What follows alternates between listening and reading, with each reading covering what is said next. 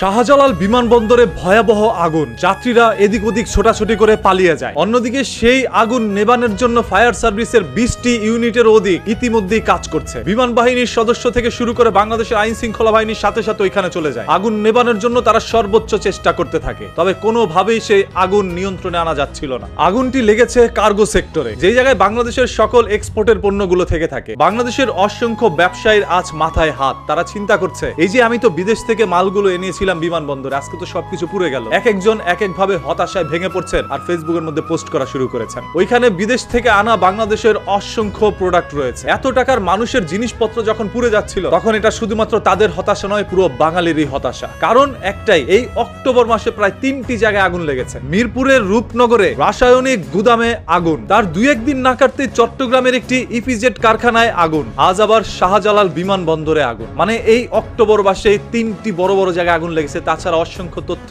Social মিডিয়ায় আসে না। কেনই হঠাৎ করে বাংলাদেশে একের পর এক জায়গায় আগুন লাগছে? সূর্যের তাপ তো এতটাই হিংস্র হয়নি যে আপনার শরীরকে জ্বালিয়ে দিতে পারে। অনেকেই ধারণা করছে কেউ পরিকল্পিতভাবে এই আগুনগুলো লাগাচ্ছে যাতে দেশের মধ্যে একটি অস্থিতিশীল পরিবেশ সৃষ্টি হয়। সবকিছুর পিছনে যে কোনো পরিকল্পনা থাকে তাও না, আবার সবকিছু এমনিতেই যে হয়ে যায় তাও কিন্তু না। তাই সাধারণ মানুষের অসংখ্য প্রশ্ন থাকতেই পারে। আইন শৃঙ্খলা বাহিনীর কাছ থেকে হয়তো আপনারা সত্য জানতে পারবেন। শাহজালাল আন্তর্জাতিক বিমানবন্দর, যেটি বাংলাদেশের একমাত্র সব থেকে বড় বিমানবন্দর, যেখান থেকে বাংলাদেশটাকেই কন্ট্রোল করা হয়, সেই রকম একটি বড় বিমানবন্দরের মধ্যে লাগাতার ঘন্টার পর ঘন্টা আগুনগুলো এখনো জ্বলছে। সেইগুলো নিয়ন্ত্রণ এখনো করতে তারা সক্ষম হয়নি। যেখানে বাংলাদেশের এত বড় একটি বিমানবন্দরের মধ্যে আগুন লেগে জ্বলতে থাকে, সেখানে সাধারণ জনগণের প্রশ্ন, ছোট ছোট কারখানায় আগুন লাগলে সেগুলো তো নেভানো সম্ভব নয়। আগুনটা লেগেছে আনুমানিক 2টার পরে। খুব অল্প সময়ে আগুনটা এদিক ওদিক ছড়িয়ে যায়, যার তীব্র মাত্রার কারণে মানুষ সামনাসামনি যেতেও পারছে না। এই আগুন লাগার ফলে বিমানবন্দরের কিছু ফ্লাইট স্থগিত করা হয়েছে। ইতিমধ্যেই আইন শৃঙ্খলা বাহিনী ওইখানকার সকল যাত্রীদেরকে নিরাপদ জায়গায় নিয়ে গিয়েছে। কারো জীবনের কোনো ঝুঁকি নেই, আর কোনো হতাহতের খবর এখন পর্যন্ত পাওয়া যায়নি। এছাড়াও এই অগ্নিকাণ্ডের কারণে কত টাকার ক্ষয়ক্ষতি হয়েছে সেটা আমরা এখনো অনুমান করতে পারছি না, কারণ এরকম কোনো সঠিক তথ্য